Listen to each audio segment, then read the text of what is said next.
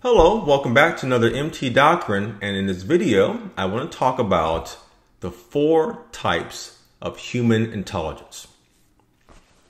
So this is something that I thought about for a long time, and it made perfect sense. Because when I give you these particular type of human intelligence, it is going to make sense. And you will be able to identify particular people who has that type of intelligence.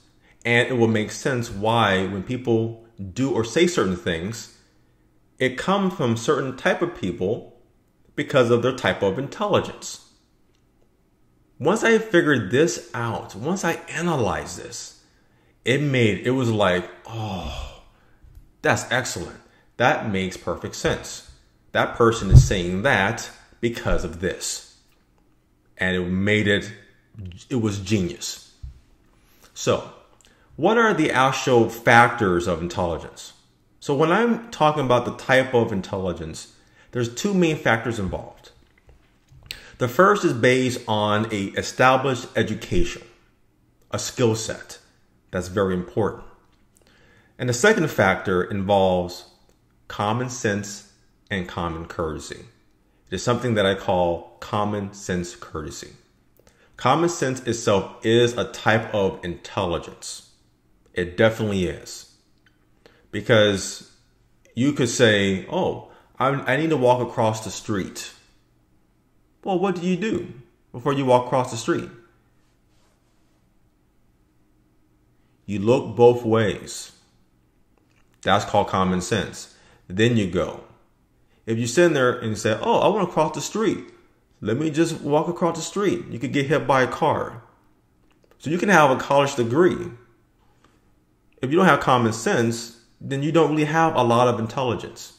So those are the 2 main factors that really determine the type of human intelligence that defines a person.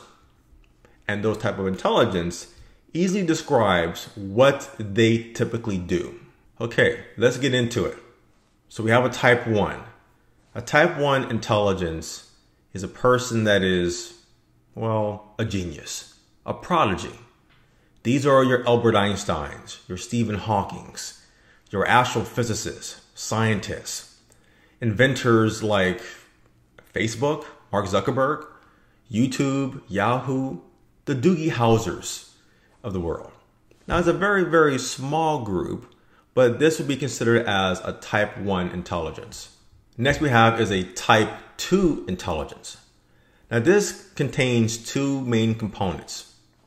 The first is a type 2 intelligence is a person that has a established education background. They completed college. They completed their master's, their PhD, and so forth like that.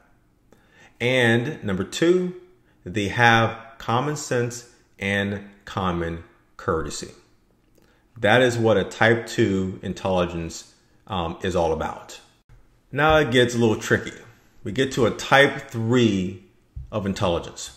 And there are 2 subtypes for this. So for a type 3A intelligence, that is a person that has a established education. Okay? They completed college, got their master's, got their PhD, they're a doctor, whatever. But they do not have common sense nor common courtesy. Then you have a type 3B intelligence. That is a person that may have maybe a little bit of an education. Maybe they went to junior college. Maybe they started college, but they didn't complete it. Okay, so they have very minimal education, or maybe they have no education. But they have common sense, they have common courtesy. They do the right thing. They think of others. You get the idea. Okay? So that is an example of a type 3 intelligence.